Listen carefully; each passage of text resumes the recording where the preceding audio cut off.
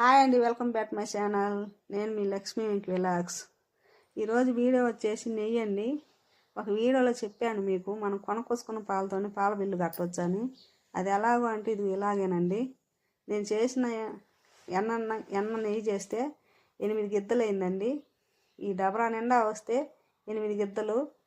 ఈ గ్లాస్లో పోస్తున్నా కదా, ఈ గ్లాస్ వచ్చేసి 2 గిద్దలు పట్టుద్ది. ఈ గ్లాస్తో 4 గ్లాసులు అయింది నాది. 4 రోజులు 8 గిద్దలు. అలాగే నాది కాకుండా మా ఏపరాలు కూడా అండి, మా ఏపరాలు కూడా 8 గిద్దలు అయింది. ఆమెది 4 గ్లాసులు అయింది.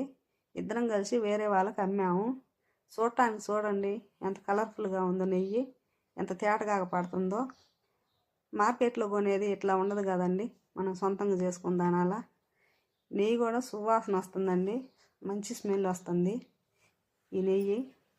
ఇలా మనం పొదుపు చేసుకున్న డబ్బులతోనే మనం పాల బిల్లు కట్టవచ్చండి. ఇంట్లో మన హస్బెండ్లు అడిగే పని లేకుండా. నెలకు వచ్చి 600 అండి బిల్లు, పాల బిల్లు. అదే ఒక రోజు ఎక్స్ట్రా వస్తే 620 రూపాయలు.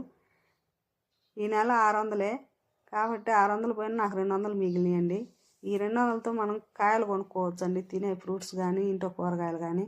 ఇలా చిన్న చిన్న చిట్కాలతో పొదుపులు చేసుకొని మన ఇంటిని బాధ్యతగా చూసుకోవాలండి.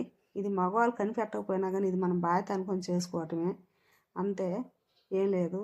ఒక పాల మిగిలించుకొని మనం ఏదైనా కోరిక కోరుకుంటే ఆ కోరిక నెరవేర్చుకునేటట్టు చేసుకోవాలండి. ఈ వీడియో కనుక మీకు నచ్చినట్టయితే లైక్ కొట్టండి.